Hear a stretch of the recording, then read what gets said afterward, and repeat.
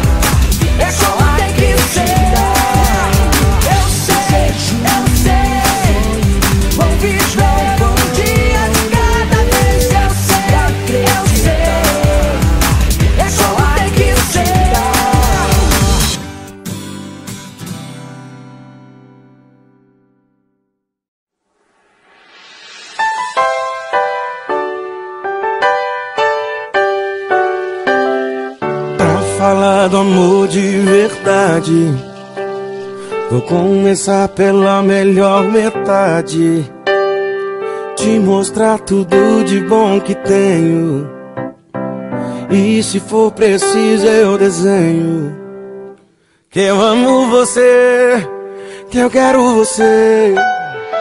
A outra metade é defeito, você vai saber de qualquer jeito. Anjo ou animal, suave ou fatal, o que de um grande amor se espera é que tenha fogo, que domine o pensamento e traga sentido novo, que tenha paixão, desejo, que tenha abraço e beijo, e seja melhor